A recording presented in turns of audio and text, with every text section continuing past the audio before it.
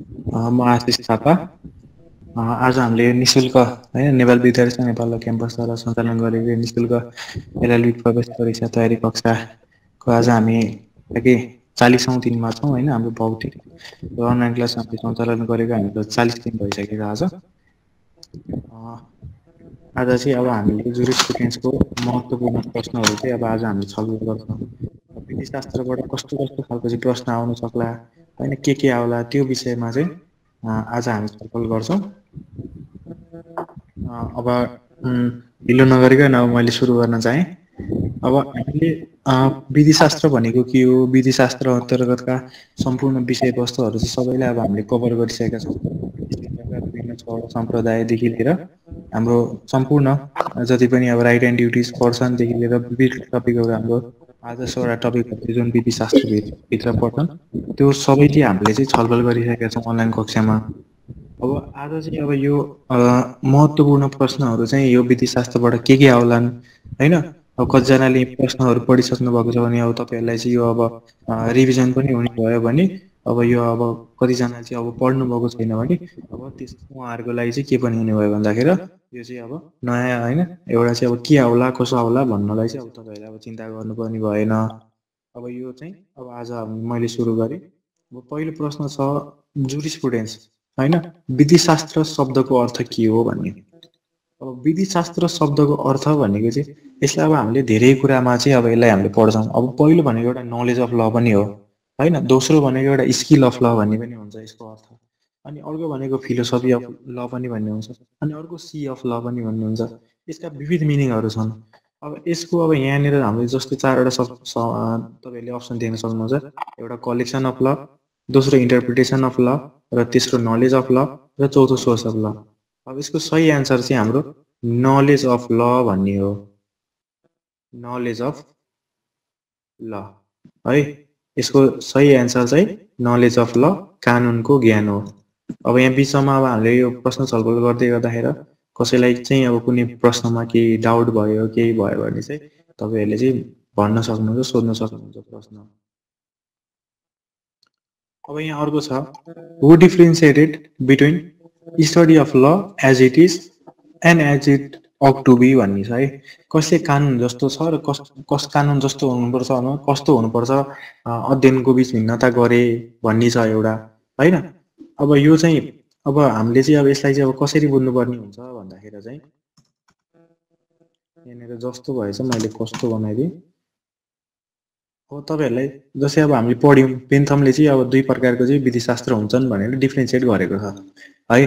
पहिलो भनेको एउटा सेन्सोरियल, दोस्रो भनेको एक्सपोजिटरी जुरिस्प्रुडेन्स भनेर चाहिँ 2टा प्रकारको चाहिँ जुरिस्प्रुडेन्सलाई चाहिँ त्यसले व्याख्या गरेको छ। अब एक्सपोजिटरीको मिनिङ भनेको चाहिँ अब ल एज इट इज भन्ने भयो हैन, कानुन कस्तो छ भन्ने। अनि त्यसरी सेन्सोरियल भनेको चाहिँ कानुन कस्तो हुनुपर्छ भन्ने चाहिँ उसले 2 प्रकारको चाहिँ जुरिस्प्रुडेन्सको व्याख्या गरेको छ भनौँ। त्यसलाई चाहिँ अब 2 प्रकारमा चाहिँ विभाजन गरेको छ। अब त्यसैलाई एउटालाई ल एज इट इज भन्ने हो हैन, अनि अर्कोलाई चाहिँ ल अप टु बी भन्ने हो क्या। एउटाले कस्तो कानुन कस्तो छ भन्ने र अर्कोले कानुन कस्तो हुनुपर्छ भन्नेमा 2टामा चाहिँ त्यसले चाहिँ अब के गर्यो विभाजन गर्यो बेन्थम भन्ने व्यक्तिले है। सम्झिनु होला, बेन्थमले चाहिँ 2 प्रकारको विधिशास्त्र, एउटा सेन्सोरियल अर्को एक्सपोजिटरी भन्ने जुरिस्प्रुडेन्स। अब एउटाको अर्थ ल अप टु बी भयो भने अर्कोको अर्थ चाहिँ ल एज इट इज भन्ने हो हैन। अब त्यो क्लासिफाई कसले गरेको रहेछ भन्दाखेरि बेन्थम भन्ने व्यक्तिले गरेको रहेछ है। अब त्यसै गरी यसमै मैले जोड दिइहालेँ, अस्टिनले 2 प्रकारको जुरिस्प्रुडेन्सको चाहिँ विभाजन गरेको छ विधिशास्त्र 2 प्रकारमा। एउटा भनेको चाहिँ के अरे जेनरल जुरिस्प्रुडेन्स भइहाल्यो भने अर्को भनेको चाहिँ पर्टिकुलर जुरिस्प्रुडेन्स भन्ने छ है। अस्टिनको जेनरल र पर्टिकुलर, त्यसै गरी आउँछ स्यालमनको जेनरल र स्पेसिफिक भन्ने, र बेन्थमको चाहिँ सेन्सोरियल र एक्सपोजिटरी भन्ने जुरिस्प्रुडेन्स हो। अब त्यसमा चाहिँ सेन्सोरियल भनेको ल अप टु बी र एक्सपोजिटरी भनेको ल एज इट इज भन्ने 2टा भइहाल्यो। अनि अब हामी त्यसकोमा जाउँ। अब ल एज इट इज कल्ड भनेर भनेको छ है। ल एज इट इज भनेको के हो भने अब कानुन कस्तो छ लाई के भनिन्छ भनेर भन्यो हैन। कानुन कस्तो छ लाई के भनिन्छ त।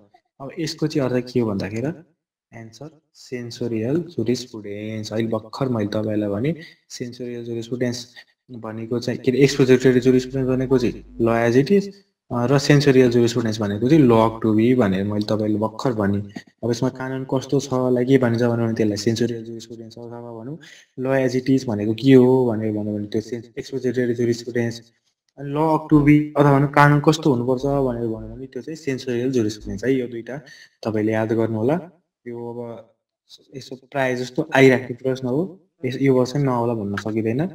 अब यहाँ अर्को सोध्यो जुरिस्प्रुडेन्सको अर्थ डरडर होइन भन्यो है। जुरिस्प्रुडेन्सको अर्थ चाहिँ के होइन भनेर भने है।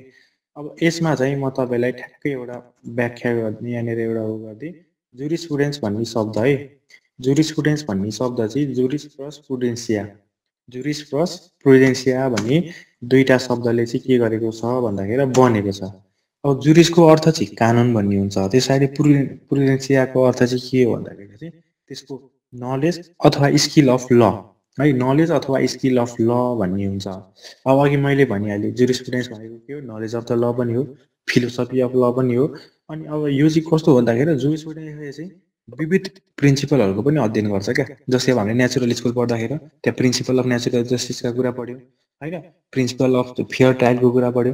एनालाइटिकल स्कुल पढ्दाखेरि हामीले छुट्टै प्रिन्सिपल पढ्यौँ, हिस्टोरिकल स्कुल पढ्दाखेरि त्यहाँनिर छुट्टै प्रिन्सिपलहरू पढ्यौँ।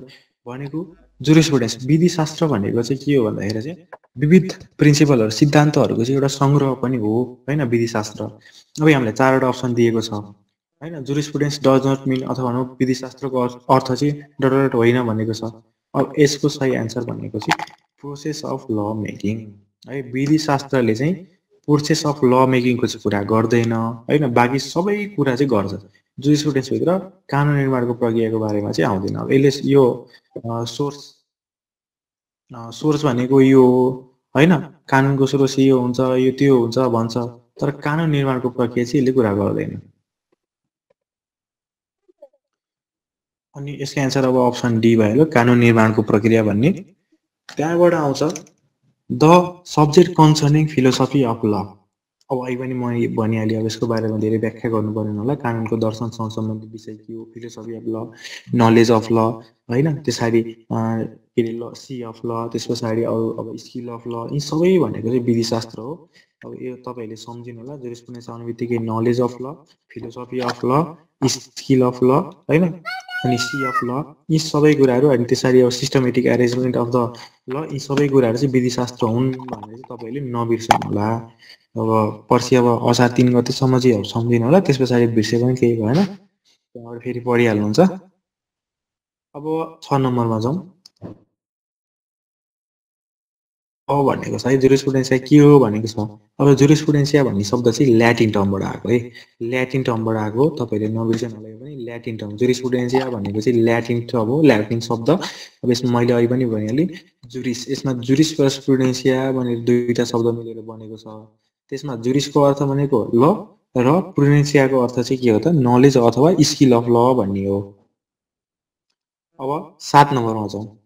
Who described jurisprudence as lawyer's extravention है, lawyer's extravention भनेर चाहिँ कसले भन्यो भनेर चाहिँ एउटा यो प्रश्न छ होइन। वकिलको बहिमुखता भनेर कसले वर्णन गरे भनेको छ। यसमा तपाईँलाई छोटो मिठो सम्झिने है, के गर्छ एक्स्ट्राभेन्सन भन्ने छ।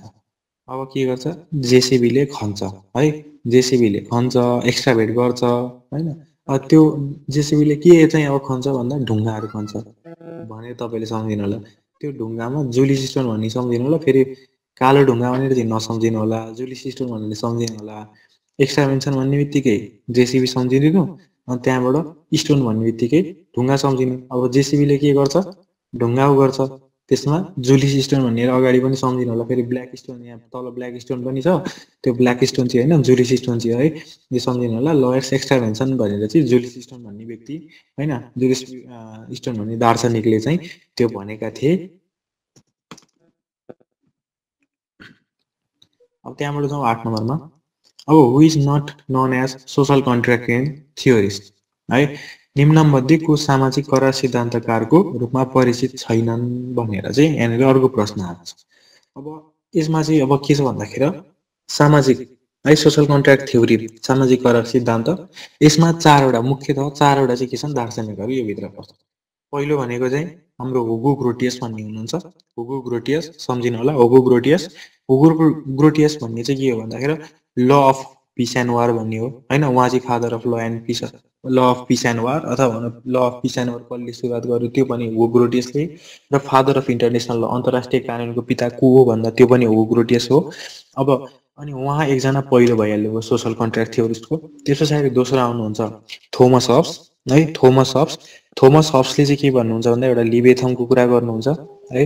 अब राज्य चाहिँ अब लिबेथम जस्तो हुनुपर्छ हैन, शक्तिशाली, स्ट्रङ, इन्भिन्सिबल, इन्डिभिजिबल भनेर चाहिँ अब यो थोमस हब्सले चाहिँ भन्नुभयो। उहाँ पनि एउटा सोसल कन्ट्र्याक्टियन थ्योरिस्ट नै हो। त्यस पछाडि आउनुहुन्छ जोन लक।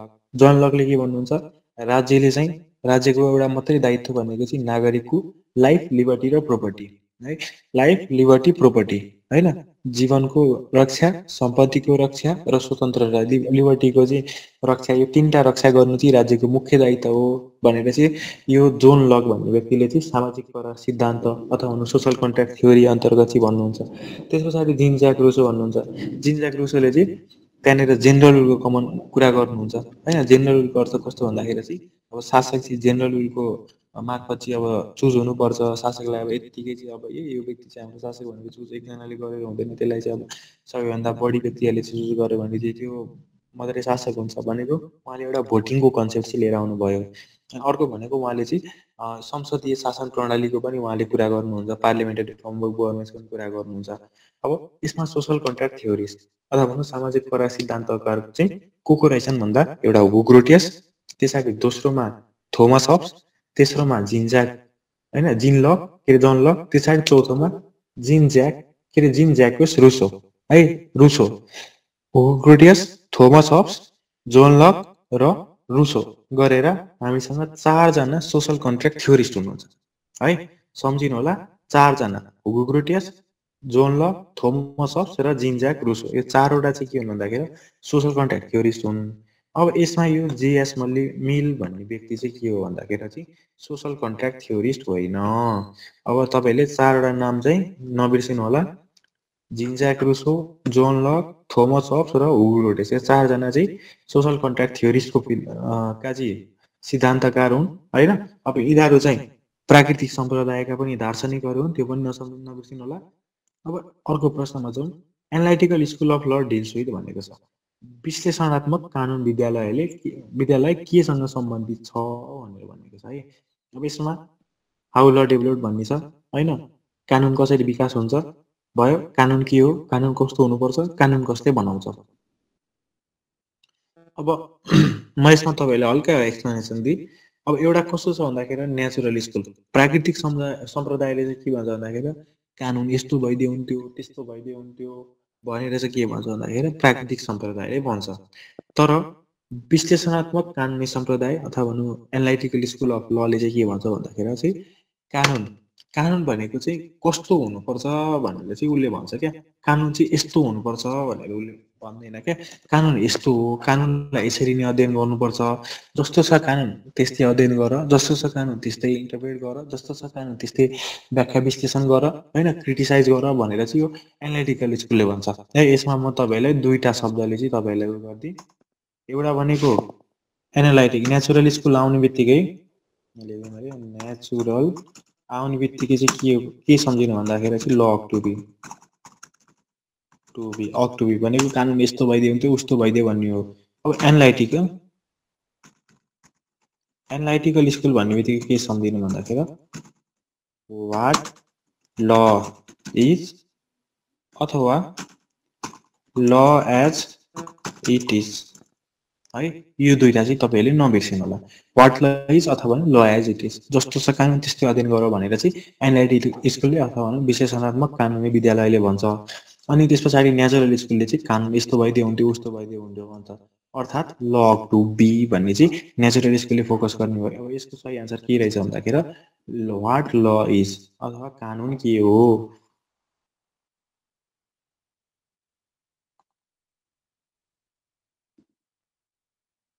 अब अहिलेसम्म हामीले पढेकोमा केही कन्फ्युजन छैन होला यहाँसम्म। 9 नम्बरसम्म आउँदाखेरि 10 नम्बरमा जाउँ। Who was the first jurist to free jurisprudence from theology, कसले जुरिस्प्रुडेन्सलाई धर्मशास्त्रबाट पहिलो पटक स्वतन्त्र गरे भनेर सोधेको छ। यो क्वेसन एकदमै महत्त्वपूर्ण प्रश्न हो तपाईहरुको लागि। अब जस्तै नेचुरल स्कुल भन्ने बित्तिकै प्राकृतिक सम्प्रदाय है। प्राकृतिक सम्प्रदायले चाहिँ के भन्छ भन्दाखेरि चाहिँ प्राकृतिक सम्प्रदायको अनुसार चाहिँ कानुन चाहिँ भगवानबाट आउँछ होइन। कानुन चाहिँ युनिभर्सल हुन्छ, विश्वव्यापी रूपमा चाहिँ यो लागु हुन्छ। कानुन चाहिँ जुन सोसाइटी होस्, जस्तै सोसाइटी होस् त्यहाँनिर उस्तै समान हुन्छ र यो चाहिँ कहाँबाट आउँछ भन्दाखेरि भगवानबाट आउँछ भनेर चाहिँ यो प्राकृतिक सम्प्रदायले चाहिँ मुख्य होइन, यसको मुख्य आइडिया भनेको त्यो हो। त्यस पछाडि यसको एन्सियन्ट पिरियड होइन, त्यस पछाडि मिडिएभल पिरियड, रेनेसेन्स पिरियड र मोडर्न पिरियड गरेर यो प्राकृतिक सम्प्रदायभित्र चाहिँ 4वटा चाहिँ पिरियडहरू छन्। अब त्यसमा अब जस्तै अब हाम्रो नेपालमा चाहिँ अब यो किराँत पिरियड, त्यस पछाडि लिच्छवी पिरियड होइन, मल्ल पिरियड जसरी हामीले पढ्छौँ नि, यो एन्सियन्ट पिरियडभित्र पनि 4वटा पिरियडहरू थिए अरे होइन। पहिलो भनेको के अरे नेचुरल हिस्ट्रीभित्र 4वटा पिरियड, पहिलो एन्सियन्ट पिरियड, दोस्रो मिडिएभल पिरियड, तेस्रो रेनेसेन्स पिरियड, त्यस पछाडि चौथो आउँछ मोडर्न पिरियड। अब पहिलो अब एन्सियन्ट पिरियडमा चाहिँ अब एउटा ग्रिक र रोमन भन्ने छ। अब त्यो दुईजनाले के भन्छ भन्दाखेरि भगवानबाट कानुन आउँछ यताउता भन्छन् होइन एन्सियन्ट पिरियडमा पनि।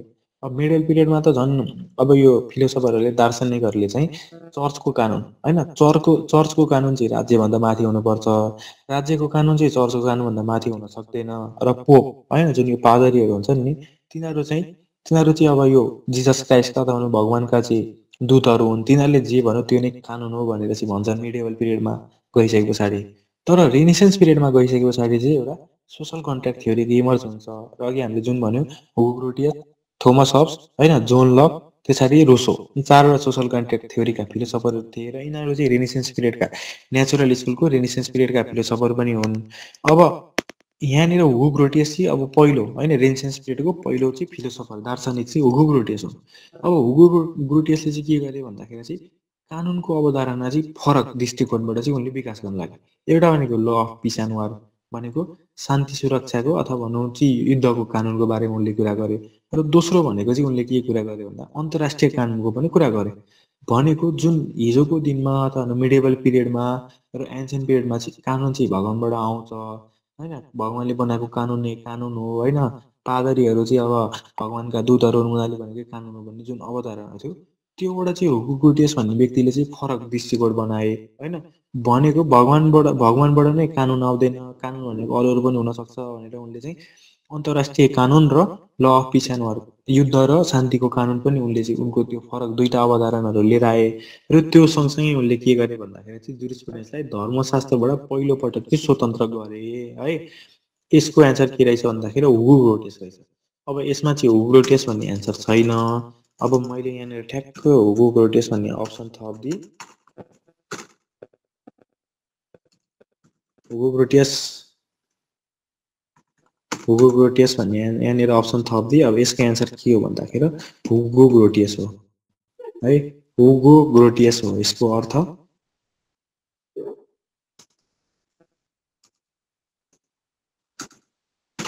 हुगो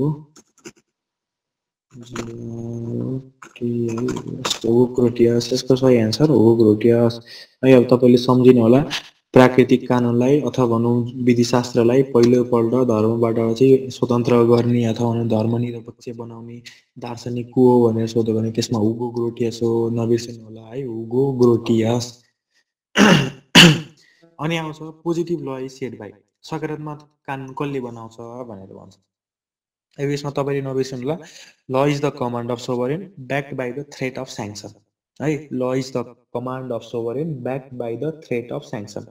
ल is the command of sovereign backed by the threat of sanction भनेको चाहिँ कानुन भनेको चाहिँ एउटा सोभरेन सार्वभौमले बनाएको हुन्छ। त्यो चाहिँ केले ब्याक गरेको हुन्छ अथवा त्यसलाई चाहिँ केले चाहिँ सपोर्ट गरेको हुन्छ भन्दाखेरि दण्ड सजायले चाहिँ ब्याक गरेको हुन्छ भनेर एउटा जन अस्टिन भन्ने फिलोसफरले, दार्शनिकले चाहिँ भनेका थिए। अब पोजिटिभ ल भनेको सकारात्मक कानुन भयो। पोजिटिभिजमको बारेमा अथवा भनौँ पोजिटिभ लको कुरा चाहिँ एनालाइटिकल स्कुल अफ लले गर्छ।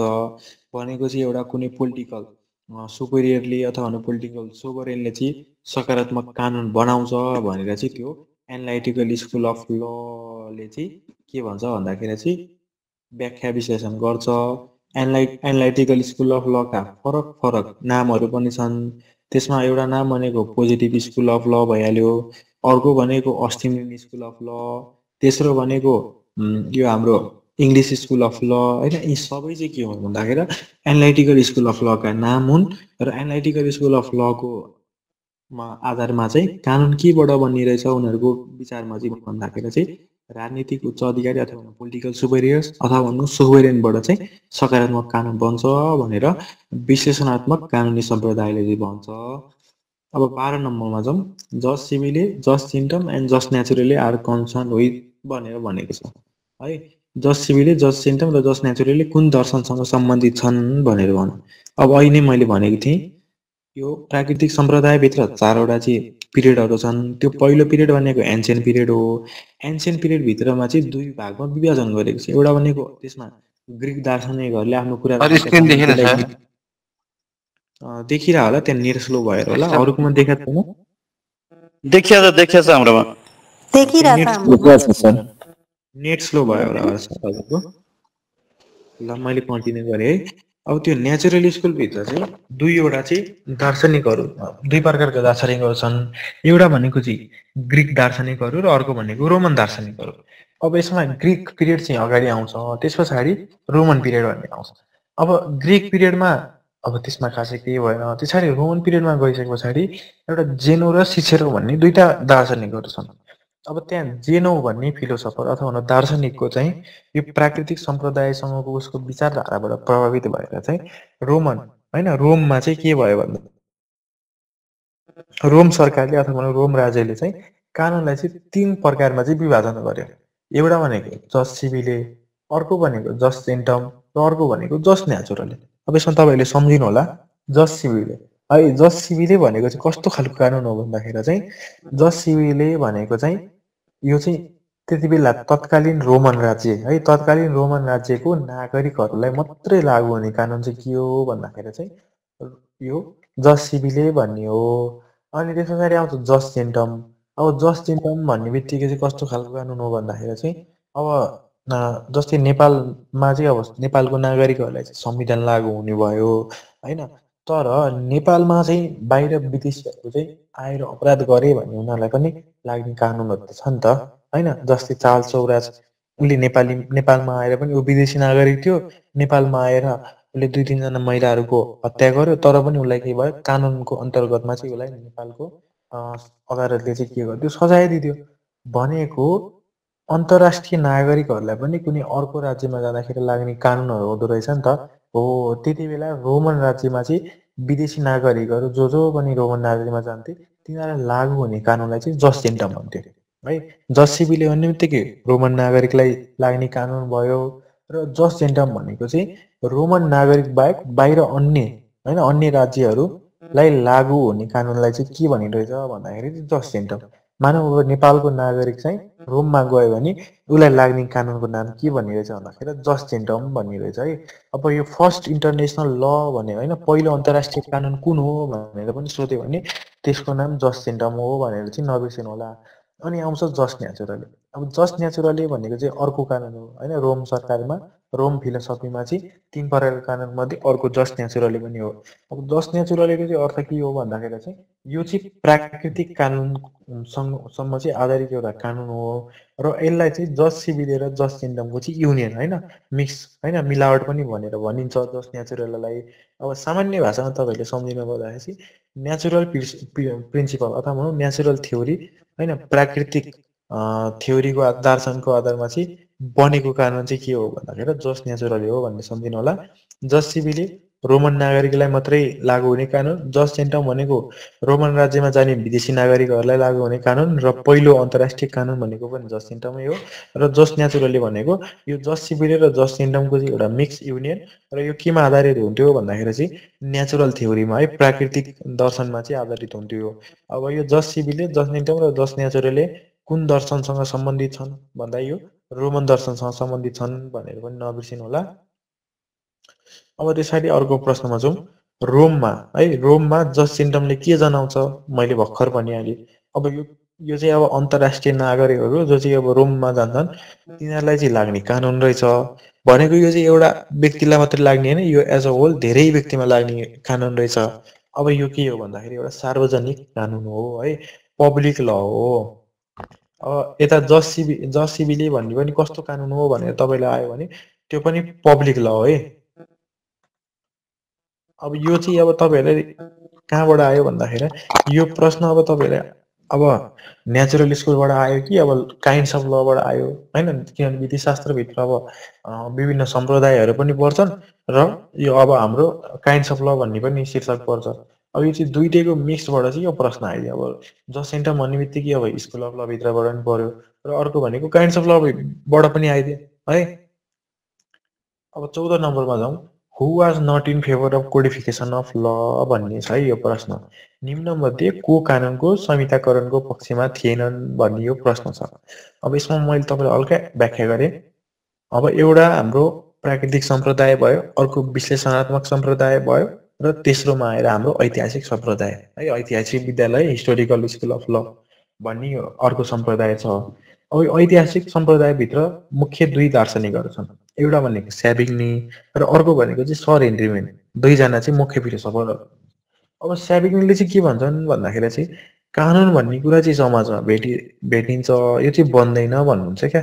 अर्थात् कानुन भन्ने कुरा चाहिँ बन्दैन, यो चाहिँ समाजमा नै भेटिन्छ। केमा भेटिन्छ भन्नुहुन्छ भन्दाखेरि चाहिँ हाम्रो रीतिरिवाज, परम्परा, संस्कृति, हाम्रो आस्थाहरू, यिनीहरू कुराहरूमा चाहिँ कानुन भेटिन्छ, कानुन बन्दैन भन्नुहुन्छ होइन। अनि उहाँ चाहिँ कानुनको संहिताकरणको चाहिँ पक्षमा हुनुहुँदैन थियो है। स्याबिग्नी भन्ने व्यक्ति चाहिँ के हुनुहुन्थ्यो भन्दाखेरि चाहिँ संहिताकरणको पक्षमा हुनुहुँदैन थियो। उहाँले संहिताकरणको लागि कहिले पनि बोल्नु भएन। अनि त्यस पछाडि आउनुहुन्छ यो सर हेनरी मेन।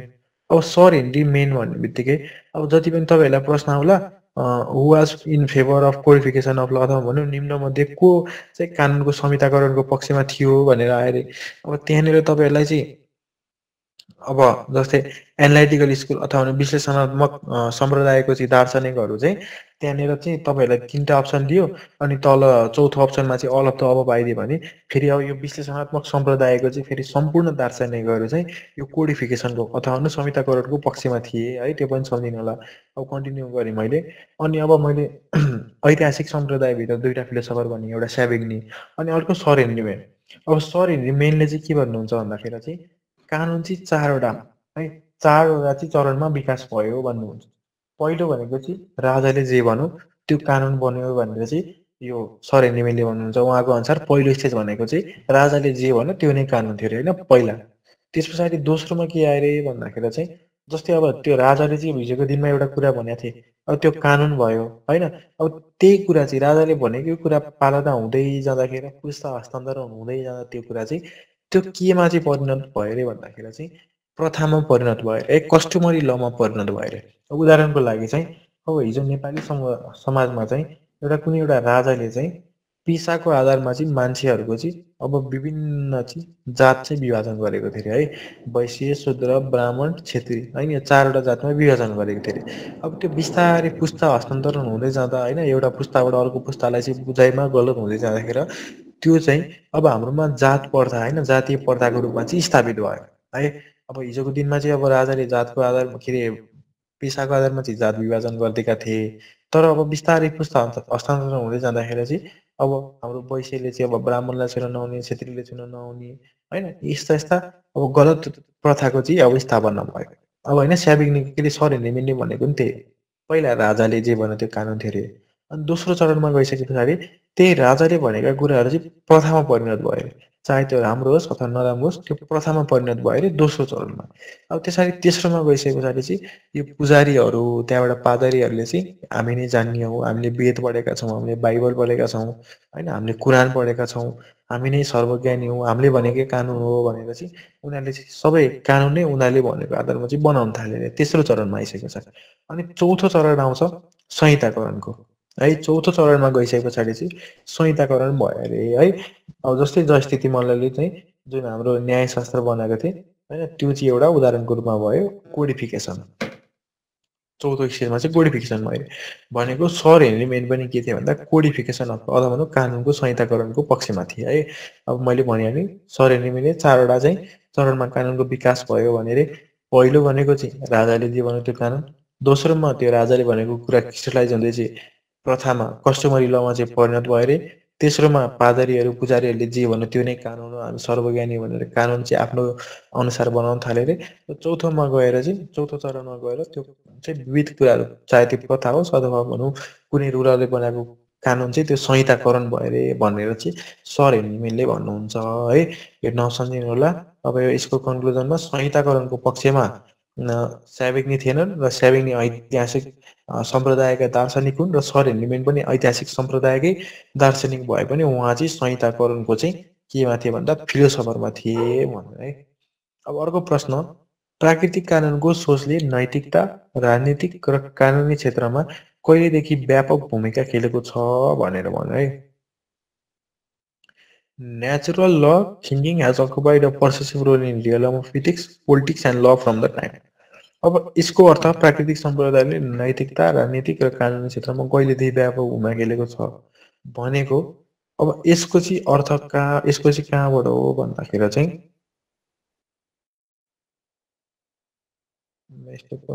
यसमा चाहिँ अब यो मोडर्न हुनुपर्ने हो है। यो मोडर्न हो, यहाँनिर यो गलत भएछ। मोडर्न पिरियडबाट जस्तै मोडर्न पिरियडमा चाहिँ अब हाम्रो रुरल पिस टाइम र जोन फिनिसहरू जति पनि हुनुहुन्छ उहाँहरूको पिरियडबाट चाहिँ यो प्राकृतिक सम्प्रदायहरूको चाहिँ इथिक्सहरूमा होइन नैतिकता, राजनीति र कानुनी क्षेत्रमा चाहिँ यस्तो व्यापकमा चाहिँ भूमिका खेल्दै गयो। नबिर्सिनु होला, मोडर्न पिरियड हो। त्यस पछाडि 16 नम्बरमा जानुहोस्, saint Thomas Aquinas is concern with. अब यो जस्तै अब हाम्रो जुन प्राकृतिक सम्प्रदायको चाहिँ चारवटा चाहिँ जुन हाम्रो पिरियड थियो त्यो चारवटा पिरियडमा चाहिँ पहिलो भनेको एन्सियन्ट, दोस्रोमा मोडर्न, दोस्रोमा मिडिएबल, तेस्रोमा रिनेसेन्स र चौथोमा आएर मोडर्न पिरियड छ। अब यो सेन्ट थोमस एक्वाइनस भन्ने चाहिँ मिडिएबल पिरियडको थिङ्कर हुन् होइन, मध्ययुगी चिन्तक हुन्। अब सेन्ट थोमस एक्वाइनसको एउटा किताबको नाम छ सुमा थियोलोजिका। त्यो किताबको नाम पनि नबिर्सिनु होला, सुमा थियोलोजिका भन्ने सेन्ट थोमस एक्वाइनसको किताब हो र उहाँले कानुनलाई 4 प्रकारमा विभाजन गर्नुभएको छ, lex eternal, lex divina, lex naturalis र लेक्स ह्युमेना भनेर चाहिँ 4वटा कानुनमा चाहिँ विभाजन गर्नुभएको छ सेन्ट थोमस एक्वाइनस भन्ने व्यक्तिले। अब 17 नम्बरमा जाउँ, who recognize jurisprudence as an independent branch of legal science for the first time. कसले पहिलोपटक जुरिस्प्रुडेन्सलाई कानुनी विज्ञानको चाहिँ स्वतन्त्र शाखाको रूपमा चाहिँ मान्यता दिए भनेर चाहिँ भनेको छ। भनेको जुरिस्प्रुडेन्सलाई इन्डिपेन्डेन्ट कसले बनायो भनेर भनेको छ। अब यसको एन्सर चाहिँ रोमन जुरिस्ट भइहाल्यो। भनेको रोमन दार्शनिकहरूले चाहिँ जुरिस्प्रुडेन्सलाई चाहिँ के गरे भन्दाखेरि चाहिँ इन्डिपेन्डेन्ट बनाए अरे क्या होइन।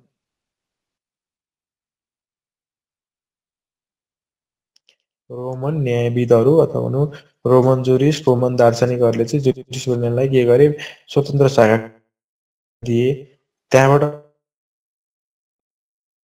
अब यो पनि अहिले मैले भने सोसल कन्ट्र्याक्ट थ्योरी भन्ने बित्तिकै चाहिँ 4वटा फिलोसफरहरू सम्झिनु होला, हुगो ग्रोटियस होइन, त्यसरी थोमस हब्स, जोन लक र रुसो। अब यसमा निम्न मध्येको सामाजिक करार सिद्धान्तकार होइनन् भनेको छ। यसमा अब हब्स पनि छ, लक पनि छ, रुसो पनि छ। अब यो डेल भिजो भन्ने चाहिँ के हो भन्दाखेरि चाहिँ यो चाहिँ सामाजिक सिद्धान्तकार अथवा सोसल कन्ट्र्याक्ट थ्योरिस्ट होइन है। अब त्यस पछाडि आउँछ, हु क्लासिफाइड ल into 2 census, general and specific भनेर मैले अब अघि नै भनिहालेँ। अब अघि नै मैले भनेको थिएँ अस्टिनले विधिशास्त्रलाई 2 प्रकारमा विभाजन गरेको छ, एउटा भनेको जेनरल, अर्को भनेको पर्टिकुलर। अनि त्यसै गरी स्याल्मन भन्ने व्यक्तिले चाहिँ केमा विभाजन गरेको छ भन्दाखेरि जेनरल र स्पेसिफिक जुरिस्प्रुडेन्समा चाहिँ विभाजन गरेको छ है। जेनरल र स्पेसिफिक भन्ने विधिशास्त्र 2 प्रकारमा चाहिँ स्याल्मन भन्ने व्यक्तिले विभाजन गरेको छ। त्यहाँबाट बेन्थम भन्ने व्यक्ति आउनुहुन्छ, बेन्थम भन्ने व्यक्तिले सेन्सोरियल र एक्सपोजरियल जुरिस्प्रुडेन्समा विभाजन गर्नुभएको छ है। स्याल्मन भन्ने व्यक्तिले चाहिँ जेनरल र स्पेसिफिकमा विभाजन गर्नुभयो र अस्टिन भन्ने व्यक्तिले जेनरल र पर्टिकुलर भन्ने जुरिस्प्रुडेन्समा चाहिँ विभाजन गर्नुभयो। अब यहाँ अघि नै मैले भने अब स्याबिग्नी के को पक्षमा थिएनन् भन्दा संहिताकरणको पक्षमा थिएनन् है, संहिताकरणको पक्षमा थिएनन्। को थिएनन् भन्दाखेरि स्याबिग्नी भन्ने व्यक्ति थिएनन्। अहिलेसम्म कसैलाई केही प्रश्नहरू छ?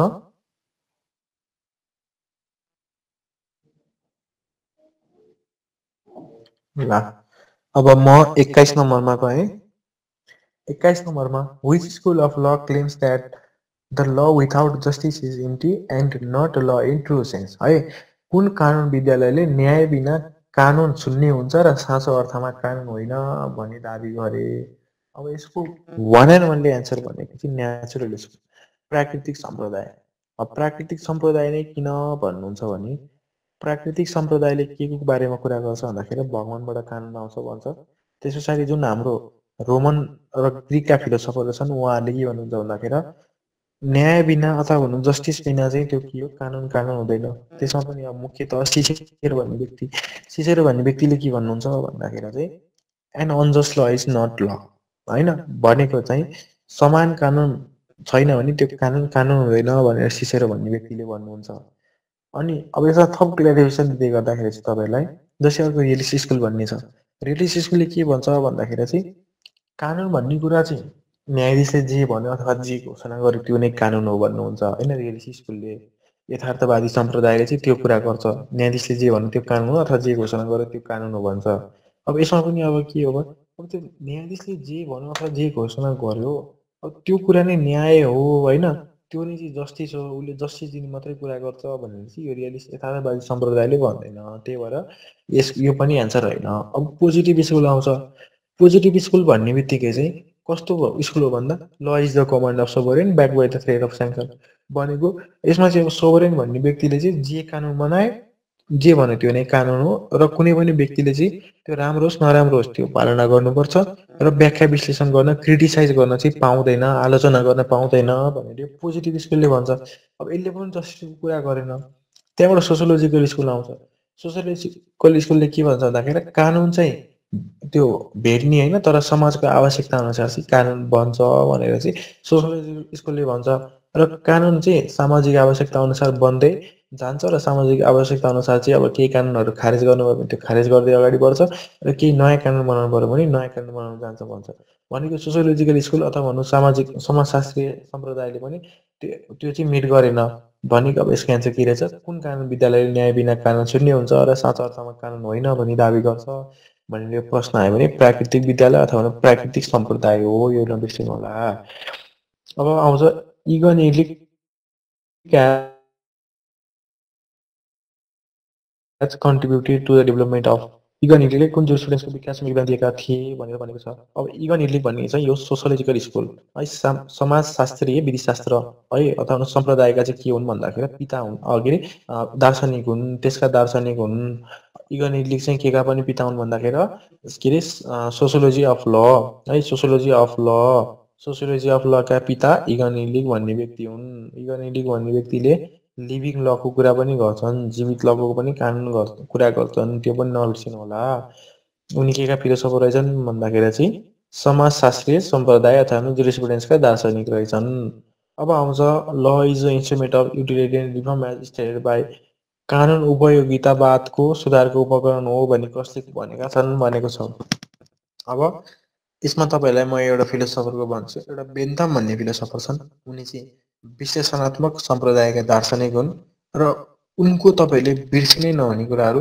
एउटा युटिलिटेरियन थ्योरी अर्को युटिलिटेरिजम र अर्को हेडोनिक एप्रोच र अर्को भनेको पेन एन्ड प्लेजर थ्योरी अनि अर्को आउँछ बेन्थमको मुख्य आइडिया भनेको कानुनले चाहिँ सबैभन्दा धेरै म्याक्सिमम व्यक्तिलाई चाहिँ म्याक्सिमम खुसी दिनुपर्छ होइन भनेर चाहिँ यो बेन्थम भन्ने व्यक्तिले भन्छन् त्यसलाई नै युटिलिटेरियन थ्योरी अथवा युटिलिटरिजम अथवा भनौँ हेडोनिक एप्रोच अथवा भनौँ पेन एन्ड प्लेजर थ्योरी भनेर त्यही कुरालाई नै भनिन्छ नबिर्सिनु होला युटिलिटेरियन आउँछ अथवा भनौँ हेडोनिक एप्रोच आउँछ अथवा भनौँ युटिलिटरिजम आउँछ अथवा भनौँ पेन एन्ड प्लेजर थ्योरी आउँछ यो सबैका चाहिँ प्रणेता अथवा भनौँ प्रोपाउन्डर फाउन्डर सबैको हुन् भन्दा जेरेमी बेन्थम हुन् अनि अब यसमै नबिर्सिनु होला जेरेमी बेन्थम है जेरेमी बेन्थम भनेको चाहिँ विश्लेषणात्मक सम्प्रदाय अथवा एनालाइटिकल स्कुल अफ लका चाहिँ फाउन्डिङ फादर पनि हुन् ल फाउन्डिङ फादर नबिर्सिनु होला फाउन्डिङ फादर पनि हुन् जेरेमी बेन्थम भन्ने चाहिँ अब आउँछ who defined law as a rules applied by courts in the administration of justice न्यायिक प्रशासनमा अदालतले लागू गर्ने नियमहरूलाई कानुनको रूपमा कसले परिभाषित गरे यो चाहिँ कसको हो भन्दाखेरि स्यालमन भन्ने व्यक्तिको हो स्यालमनले Law is the body of the principles recognized and enforced by state in administration of justice भनेर चाहिँ उनले परिभाषा गरेका छन्।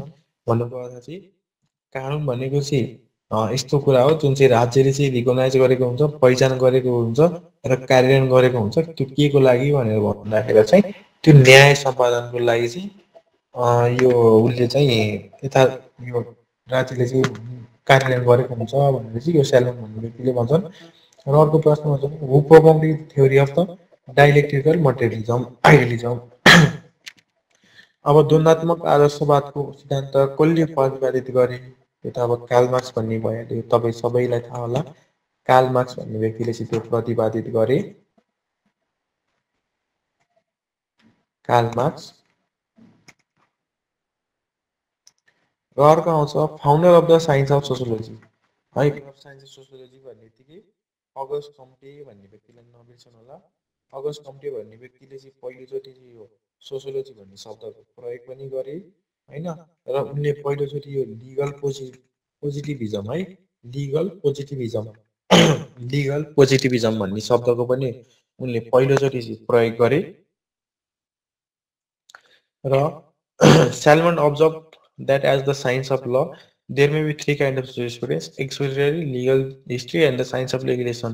साइन्स अफ लेगिस्लेसन दिनुहोस् भनेको छ। अब नेपालीमा यसको गर्नुपर्दा स्याल्मनले कानुनको विज्ञानको रूपमा तीन प्रकारको जुरिस्प्रुडेन्सहरू व्याख्यात्मक, कानुनी इतिहास र कानुनी निर्माणको विज्ञान हुन सक्छन् भनेका छन्। कानुनी निर्माणको विज्ञान भनेको के हो भन्ने हो।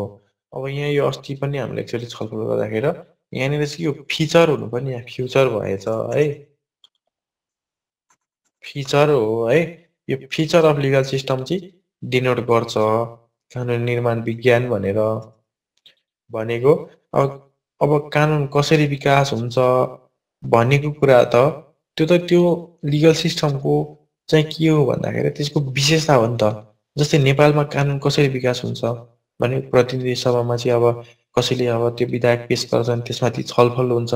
छलफल भइसके पछाडि अब त्यसमा अब त्यो अब बहुमतबाट पास भयो भने त्यो कानुन बन्यो, यदि बहुमतबाट चाहिँ पास भएन भने त्यो कानुन बन्दैन। र बहुमतबाट पास भइसके पछाडि पनि त्यो अब राष्ट्रपतिले चाहिँ अथेन्टिकेट गर्नुपर्छ, सिग्नेचर गर्नुपर्छ, अनि मात्रै लागु हुन्छ। यदि अब राष्ट्रपतिलाई पनि चित्त बुझेन भने उसले चाहिँ फेरि चाहिँ अब संसदमा चाहिँ अब यसमा अब यो कुरा सच्याउन अथवा भने उसले चाहिँ फिर्ता पठाइदिन सक्छन्। अब यो चाहिँ के भन्दा लिगल सिस्टम होइन भनेको चाहिँ अब कानुन निर्माण चाहिँ जस्तै एउटा लिगल सिस्टमको चाहिँ त्यो के हो एउटा विशेषताको रूपमा हो क्या है, नबिर्सनु होला। यसको एन्सर अब कानुनी प्रणालीको चाहिँ वर्तमान भन्ने हो है। ल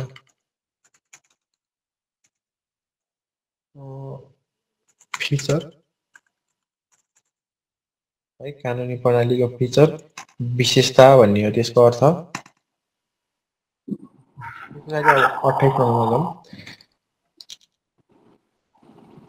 Who describes jurisprudence as the formal science of law and law as a general rule of action or human action? कसले जुरिस्प्रुडेन्सलाई औपचारिक विज्ञान र कानुनलाई बाह्य मानव क्रियाको सामान्य नियम भनेर वर्णन गरे? यसको एन्सर हल्यान्ड भन्ने हो। हल्यान्डले चाहिँ जुरिस्प्रुडेन्सलाई चाहिँ फर्मल ल अथवा भनौँ चाहिँ rule of action, general rule of action र ह्युमन एक्सन भनेर चाहिँ उनले परिभाषा गरेका छन् विधि शास्त्रको। जुन चाहिँ मैले त्यो एउटा विधि शास्त्र चाहिँ हाम्रो ड्राइभमा चाहिँ विधि शास्त्र विशेष नोट भन्ने छ, त्यो त्यसमा चाहिँ अब यो यस सबै दार्शनिकहरूको चाहिँ के हो त्यो सबै चाहिँ हामीले त्यहाँनिर चाहिँ मैले उल्लेख गरिदिएको छु। यो चाहिँ अब प्रश्नमा आयो भने चाहिँ अब कसरी आउला, के गरी आउला भन्ने मात्रै रह्यो। अब आउँछ who is not an American realist. अब यसको बारेमा हल्का मैले व्याख्या गर्नुपर्दाखेरि चाहिँ हाम्रो यथार्थवादी सम्प्रदाय होइन, यथार्थवादी सम्प्रदाय भन्ने त्यसलाई अङ्ग्रेजीमा चाहिँ रियलिस्ट स्कुल अफ थट भनेर भनिन्छ। अनि अब यो रियलिस्ट स्कुल अफ थट भित्र चाहिँ दुईटा हाँगाहरू छन्, एउटा चाहिँ अमेरिकन रियलिजम र अर्को भनेको चाहिँ स्क्यान्डिनेभियन रियलिजम है। अमेरिकन रियलिजम र स्क्यान्डिनेभियन रियलिजम भन्ने चाहिँ दुई प्रकारका चाहिँ रियलिजमहरू छन्, दुईटा हाँगाहरू छन्। त्यसमा चाहिँ अब यो अमेरिकन रियलिजममा चाहिँ अब कुन चाहिँ दार्शनिक पर्दैन भनेर चाहिँ यहाँ सोधेको छ। अब यसको एन्सर एक्जेल हेगस्ट्रम भन्ने हो। एक्जेल हेगस्ट्रम भन्ने व्यक्ति चाहिँ अमेरिकन यथार्थवादीको दार्शनिकभित्र पर्दैनन्। कार्ल लेनिन, यो ओरेन होम्स अनि त्यसपछि जेरेमी फ्राङ्क, यिनीहरू सबै चाहिँ के हुन् भन्दाखेरि चाहिँ यिनीहरू सबै चाहिँ अमेरिकन यथार्थवादीका चाहिँ दार्शनिकहरू हुन्।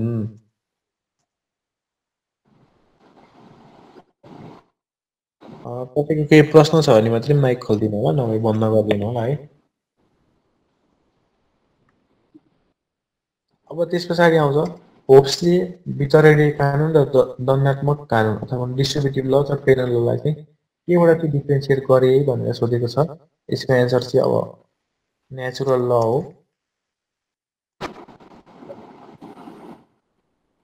कानुनबाट चाहिँ उनले यो वितरणीय कानुन र दण्डात्मक कानुनमा चाहिँ विभाजन गरे। अनि अर्को अब हाम्रो यो थोमस हाउस भन्ने अब आइडिया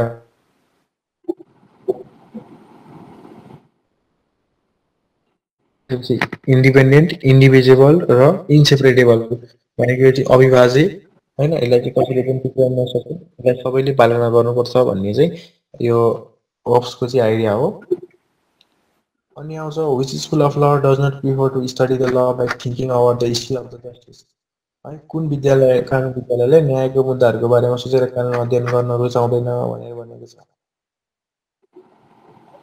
यसमा एक मात्र भनेको त्यो पोजिटिभिजम है। अब पोजिटिभिजमको आइडिया के हो भनेर मैले अघि नै भनिहालेँ, यसको एन्सर पोजिटिभिजम भइहाल्यो। अब तपाईँहरूलाई लाग्ला यो मार्क्सिजम, फेमिनिजम र रियलिजम यो चाहिँ किन होइन भनेर तपाईँहरूलाई लाग्ला। अब यो चाहिँ किन होइन भनेर भन्नुपर्दाखेरि नि, जस्तै मार्क्सवादी है, मार्क्सिजम कम्युनिस्ट स्कुलले चाहिँ के भन्छ भन्दाखेरि चाहिँ कानुन भनेको चाहिँ धनीहरूले चाहिँ गरिबहरूलाई चाहिँ शोषण गर्नको लागि बनेको चिज हो।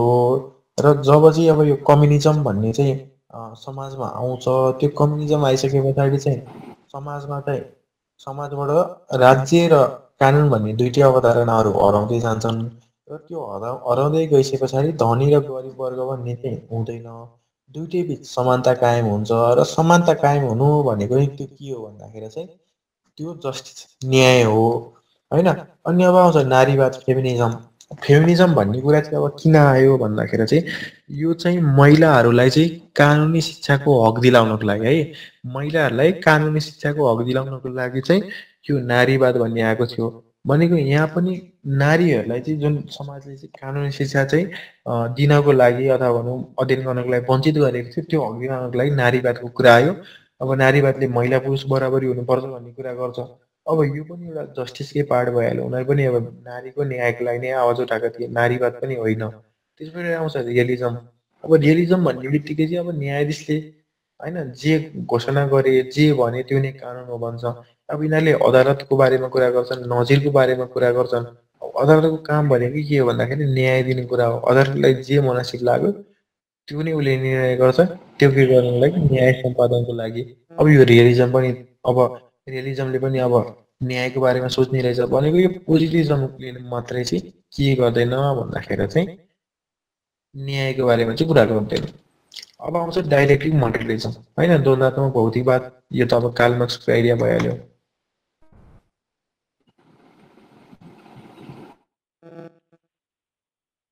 कार्ल मार्क्सको कुरा। त्यहाँबाट आउँछ sanction, command and sovereign are mainly focused by भनेको छ होइन। स्वीकृति, आदेश र सर्वअंशता मुख्य रूपमा कसले चाहिँ कानुनमा केन्द्रित गरेका छन् भन्ने यो कुरा छ। अब अघि नै मैले भनिहालेँ स्यालमनको के अरे अस्टिनको डिफिनेसन। अस्टिनले कानुनलाई के भनेर परिभाषा गरेका छन् भन्दा law is the command of sovereign backed by the threat of sanction भनेका छन्। Law is the command of sovereign है, कमान्ड पनि आइहाल्यो। कमान्ड कसको भन्दा, आज्ञा कसको भन्दा सोभरेनको, सार्वभौम होइन, एउटा पोलिटिकल सुपेरियरको। अब त्यस पछाडि ब्याक्ड बाई द स्याङ्सन भनेका छन् होइन, स्याङ्सन पनि आइहाल्यो। अब यसमा कसले यो परिभाषा गरेका रहेछन् भन्दाखेरि अस्टिन भन्ने व्यक्तिले चाहिँ मेनली फोकस गरेका रहेछन् है। अस्टिनको चाहिँ यो डिफिनेसनमा चारवटा कुराहरू आउँछ।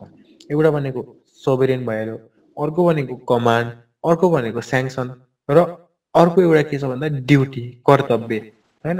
कर्तव्य किन भयो भन्दा law is the command of सोभरेन होइन, backed by the threat of sanction भनेपछि पालना गरेन भने चाहिँ त्यो पालना नगर्ने व्यक्तिलाई चाहिँ स्याङ्सन हुन्छ, दण्ड सजाय हुन्छ भनेको। अब उनले के कुरामा नि फोकस गरे भन्दा ड्युटीमा, कर्तव्यको नि फोकस गरे। चारवटा शब्द अस्टिन भन्ने व्यक्तिले चारवटा कुरामा फोकस गर्छन्, सोभरेन, कमान्ड, स्याङ्सन र ड्युटी। यो चारवटा कुरामाथि यो अस्टिन भन्ने व्यक्तिले चाहिँ फोकस गर्छन् है।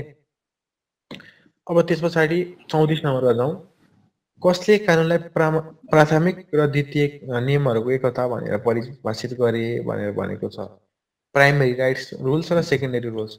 लज दिउने प्राइमेरी एन्ड सेकेन्डरी रुल्स भनेर चाहिँ यो याचाले हार्ट भन्ने व्यक्तिले चाहिँ प्रोपाउन्ड गर्नुभएको हो अथवा भनौँ उहाँको आइडिया हो।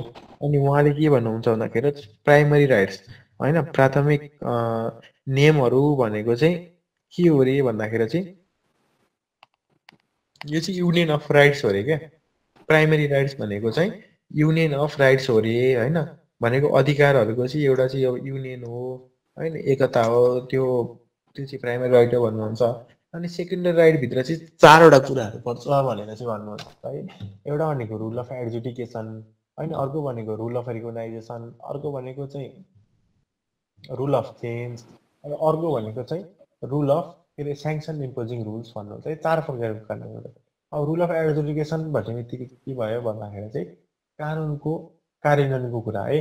कानुन कार्यान्वयन कसरी गर्ने भन्ने त्यसको कानुन त्यसको चाहिँ नियम पर्छ अरे है। सेकेन्डरी रुलभित्र पहिलो भनेको कानुन कसरी कार्यान्वयन गर्ने रुल अफ एडजुडिकेसन त्यो एउटा भइहाल्यो। र दोस्रो भनेको रुल अफ रिकगनाइजेसन होइन यो नै कानुन हो होइन संविधान देशको मुख्य कानुन हो भनेर त्यो केले पहिचान गर्यो भन्दाखेरि केमा व्यवस्था गर्यो भन्दा संविधानको धारा 1 मा भनेको यो नै कानुन हो होइन कानुन यही नै कानुन हो। यो कानुन कसरी व्याख्या गर्ने के गर्ने भन्ने कुरा त्यो अर्को नियम रह्यो अरे क्या सेकेन्डरी रुलभित्र। द्वितीय नियमहरूभित्र यो दुईटा भने मैले रुल अफ एडजुडिकेसन कानुन कसरी कार्यान्वयन गर्ने नियमहरू र अर्को भनेको चाहिँ कसरी पहिचान गर्ने ती नियमहरू र तेस्रो भनेको चाहिँ रुल अफ चेन्ज। अब रुल अफ चेन्ज भन्ने बित्तिकै कस्तो भन्नुहुन्छ भन्दा हिजोको दिनमा एउटा कानुन थियो त्यही कानुनले नै समाजलाई सधैँभरि चाहिँ चलायमान गर्न सक्दैन। समाजको आवश्यकता अनुसार चाहिँ कानुन चाहिँ परिवर्तन गर्नुपर्छ नयाँ कानुन चाहिँ इन्ट्रोड्युस गर्नुपर्छ भनेर चाहिँ भन्छ होइन। त्यसको अर्थ के हो भन्दाखेरि चाहिँ कानुनलाई परिवर्तन गर्ने नियमहरू यो तेस्रो नियम भयो। र चौथो भनेको चाहिँ कानुनको पालना गरेन भने त्यो व्यक्तिलाई चाहिँ कसरी दण्ड सजाय दिने त्यसको नियमहरू गरेर यो चारवटा नियमहरू चाहिँ हुन्छन् सेकेन्डरी रुलभित्र भनेर चाहिँ याचाले हार्टले भन्नुहुन्छ।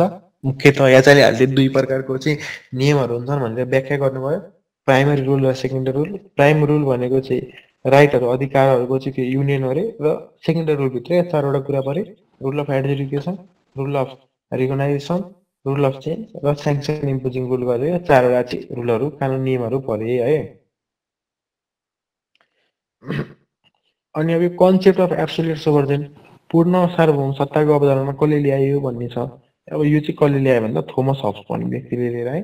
अब अघि नै भनिहालेँ मैले सोभरेन भन्ने चाहिँ व्यक्ति कस्तो हुनुपर्छ अरे भन्दाखेरि चाहिँ इन्डिपेन्डेन्ट इन्डिभिजिबल इन्सेपरेटेबल एकदमै स्ट्रङ हुनुपर्छ भनेर भनेको थिएँ। भन्नुको अर्थ पूर्ण सार्वभौम सत्ताको कुरा चाहिँ कसले गरे भन्दाखेरि चाहिँ हब्स भन्ने व्यक्तिले गरे। अनि त्यसरी लिमिटेड होइन सीमित सरकारको कुरा जन लक भन्ने व्यक्तिले गरे र common parliamentary form of government संसदीय शासन प्रणालीको कुरा चाहिँ कसले गरे भन्दाखेरि त्यो फेरि हाम्रो जीन ज्याक रुसो होइन रुसो भन्ने व्यक्तिले चाहिँ गरे। अब 36मा नजानु निम्नमध्ये कुन सकारात्मक कानुन 300 वर्षसँग सम्बन्धित छैन होइन। एउटा भनेको कानुन आदेशको प्रकार हो law is the type of command कमान्डको कुरा कसले गरेको थियो अस्टिनको कुरा अस्टिनले गरेको थियो। यो पनि विश्लेषणात्मक अथवा सकारात्मक कानुनभित्र पर्यो। त्यसरी अर्को आउँछ कानुन राजनीतिक सार्वभौमद्वारा बनाइन्छ भनेको सोभरेनले बनाउँछ कानुन भन्ने खोज्यो यो पनि हो। त्यसरी कानुन स्वीकृतिद्वारा कार्यान्वयन योग्य हुन्छ ल इज इन्फोर्सेबल बाई स्याङ्सन भनेको छ होइन भनेको चाहिँ दण्ड सजायबाट चाहिँ यो इन्फोर्सेबल हुन्छ रहेछ यो पनि हो। अनि कानुन पत्ता लगाइन्छ बन्दैन भन्ने कुरा। अब ल इज फाउन्ड नट मेड यो त कसको अवधारणा हो भन्दा ऐतिहासिक सम्प्रदायको हो भन्नुको अर्थ अब यहाँनिर यो अब निम्नमध्ये कुन सकारात्मक कानुन दृष्टिकोणसँग सम्बन्धित छैन भन्दाखेरि चाहिँ यो कानुन पत्ता लगाइन्छ बन्दैन भन्ने कुरा चाहिँ यो सकारात्मक कानुनसँग सम्बन्धित छैन। किनभने अब यो सकारात्मक कानुनले त के भन्छ भन्दाखेरि कानुन भनेको चाहिँ एउटा सोभरेनले सार्वभौमले बनाउँछ भन्छ होइन भन्नुको अर्थ त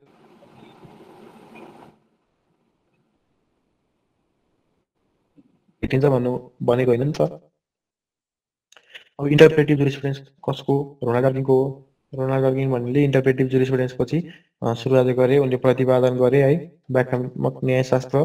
अनि त्यस पछाडि हु term the legal theory in 19 theory 1945 legal theory भन्ने शब्द चाहिँ पहिलोचोटि कसले प्रयोग गरे अथवा 1945 मा कसले टर्म गरे भन्ने छ अर्को प्रश्न यो फ्राइडम्यान है फ्राइडम्यान भन्ने हो फ्राइडम्यान भुटेको मान्छे भनेर सम्झिनु होला भुटेको मान्छेले चाहिँ लिगल थ्योरी पहिलोपल्ट चाहिँ अब प्रतिपादन गरे अथवा प्रयोग गरे अनि अब 39 नम्बरमा जाउँ who is the writer of the book the concept of law यो कन्सेप्ट अफ ल भन्ने किताब चाहिँ याचाले हार्ट भन्ने व्यक्तिले चाहिँ लेखेका हुन् याचाले हार्ट भन्ने व्यक्तिले लेखेका हुन् अनि अर्को प्रश्न छ which school of law deals with the law as it exists in the present form हैन अघि नै मैले भनिहालेँ ल एज इट इज भन्ने बित्तिकै त्यो कुन स्कुलको अवधारणा हो भन्दाखेरि एनालाइटिकल स्कुल अफ लको अवधारणा हो विश्लेषणात्मक सम्प्रदायको चाहिँ अवधारणा हो अब विश्लेषणात्मक सम्प्रदायलाई चाहिँ पोजिटिभ स्कुल अथवा अस्ट्रेलियन स्कुल अथवा इङ्ग्लिस स्कुल यी विविध नामहरूले पनि चिन्न सकिन्छ अब यसको आन्सर के रहेछ भन्दाखेरि सकारात्मक विद्यालय है सकारात्मक विद्यालय नबिर्सिनु होला सकारात्मक विद्यालय अब 41 मा जाउँ ल which one is not a term that denotes natural law निम्न मध्ये कुन प्राकृतिक कानुनलाई जनाउने पद होइन भनेको छ यसमा अब दैविक कानुन हैन दोस्रोमा सकारात्मक कानुन तेस्रोमा विश्वव्यापी कानुन र चौथोमा शाश्वत कानुन इटर्नल ल भन्ने छ अब अघि नै मैले भनेँ नेचुरल स्कुल आउने बित्तिकै यो युनिभर्सल भन्ने शब्द डिभाइन भन्ने शब्द हैन भगवानबाट कानुन आउँछ भन्ने कुरा नैतिकताका कुराहरू मोरालिटी भन्ने कुरा यो सबै चाहिँ नेचुरल स्कुल अथवा प्राकृतिक सम्प्रदाय आउने बित्तिकै तपाईहरुले नबिर्सिनु होला यसको सही आन्सर चाहिँ अब के हो भन्दाखेरि यो पोजिटिभ स्कुल के रे प्राकृतिक सम्प्रदायले अथवा प्राकृतिक कानुनले चाहिँ यो पोजिटिभ ल सकारात्मक कानुनलाई चाहिँ जनाउँदैन अरु सबै कुरालाई चाहिँ जनाउँछ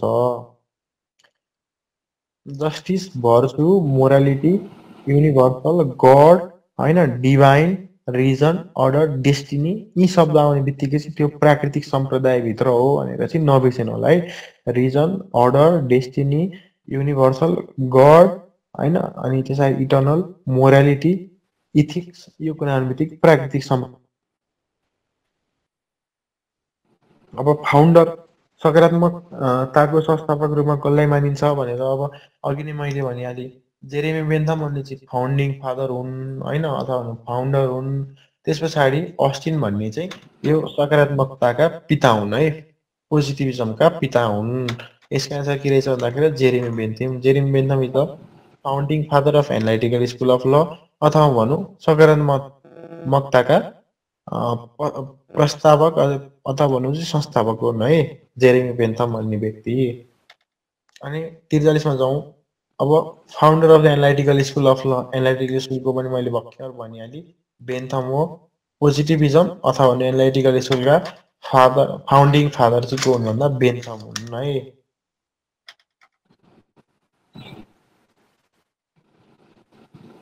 अब 44 नम्बरमा जाउँ who is consider to be the father of the English jurisprudence हैन मैले भनिहालेँ एनालाइटिकल स्कुललाई के भनिन्छ भन्दाखेरि अस्ट्रेलियन स्कुल इङ्ग्लिस स्कुल हैन पोजिटिभ स्कुल भनेर भनिन्छ अब त्यसको पिताको हुन् भन्दा अस्टिन हुन् फाउन्डिङ फादर बेन्थम र यसको फादर चाहिँ को हुन् भन्दा अस्टिन हुन्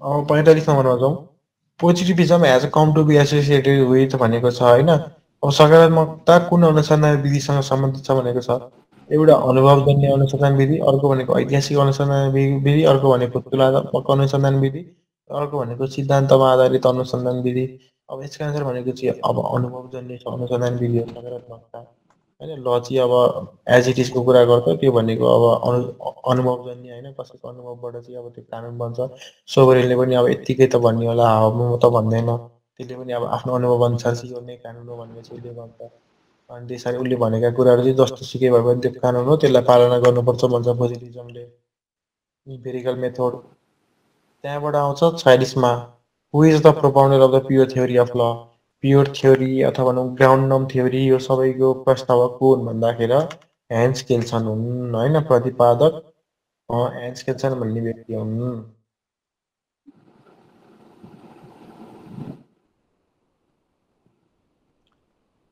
अनि 47 मा जाउँ who explains the existence of the law with reference to the rule of recognition मान्यता नियमको सन्दर्भमा कानुनको अस्तित्व व्याख्या गर्ने को हुन् भनेर प्रश्न सोध्यो अब अघि नै मैले भनिहालेँ एजाले हाटले चाहिँ दुई प्रकारको चाहिँ कानुन अथवा नियम हुन्छ भने एउटा भनेको प्राइमरी रुल अर्को भनेको सेकेन्डरी रुल अब प्राइमरी रुल भनेको चाहिँ अब अधिकारहरूको चाहिँ एउटा युनियन हो सङ्ग्रह हो होइन अनि सेकेन्डरी रुलभित्र चारवटा आउँछन् rule of adjudication rule of recognition rule of change र स्याङ्सन इम्पोजिङ रुल होइन यहाँ प्रश्न के सोध्यो मान्यता कानुन अथवा रुल अफ रिकग्नाइजेसनको सन्दर्भमा कानुनको अस्तित्व व्याख्या गर्ने को हुन् भन्यो त्यो एचएलए हार्ट हुन् होइन अनि अब 48 नम्बरमा जाउँ हु एपोइन्टेड अथवा who adopted a systematic synthesis approach the study of the law होइन अब एउटा सिकेएलएन भन्ने व्यक्ति छन् सिकेएलएन भन्ने व्यक्तिले के भन्छन् भन्दाखेरि jurisprudence is the scientific systematic arrangement of अथवा स्टडी अफ द ल भनेर चाहिँ उसले भन्छन् होइन भन्नुको अर्थ जुरिस्प्रुडेन्स विधिशास्त्र भनेको चाहिँ वैज्ञानिक समायोजन को दृष्टिकोण हो भनेर चाहिँ सिकेएलएन भन्ने व्यक्तिले बुझ्छन् यो साइन्टिफिक सिन्थेसिस है साइन्टिफिक सिन्थेसिस भन्ने बित्तिकै सिकेएलएन भन्ने व्यक्तिलाई चाहिँ सम्झिनु होला सिकेएलएन भन्ने व्यक्तिलाई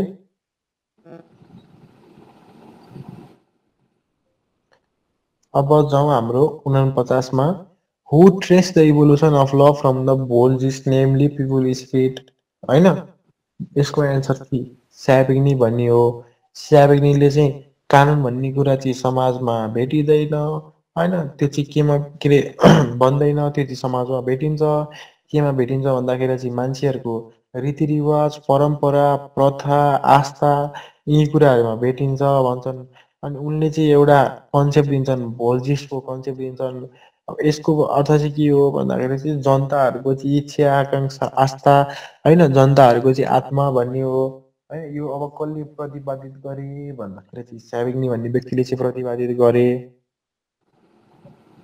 भोल्जिस यो शब्द आउने बित्तिकै स्याबिग्नीलाई नबिर्सनु होला स्याबिग्नीलाई सम्झिहाल्नु होला त्यस पछाडि अब यहाँ प्रश्न आयो 50 नम्बरमा under Roman division of law as jus civile jus gentium and jus naturale jus civile means law भनेको छ है अब रोमनहरूको कानुनहरूलाई जस्ट सिभिले जस्ट सेन्टम र जस्ट नेचुरलीमा विभाजन गर्दा जस्ट सिभिलेको अर्थ के हुन्छ भनेर सोधेको छ अब अघि नै मैले भनिहालेँ जस्ट सिभिले भनेको रोमन नागरिकहरूमा मात्रै लागु हुने कानुन हो भनेर अघि नै मैले भनेको थिएँ त्यस पछाडि जस्ट सेन्टम भनेको चाहिँ विदेशीमा लागु हुने कानुन भनेर भनेको थिएँ होइन अब जस्ट सिभिले भनेको के रहेछ भन्दाखेरि चाहिँ रोमन नागरिकहरूमा लागु हुने कानुन भन्ने रहेछ अब आज हामीले यो 50 नम्बरसम्म सक्यौँ अब यो चाहिँ अब हाम्रो 110-11सम्म यो प्रश्नहरू छन् अब आजको लागि हामी यही 50 नम्बरसम्म मात्रै गरौँ 10 पनि भइसकेछ अब कसैलाई केही प्रश्नहरू छ भने सोद्धा हुन्छ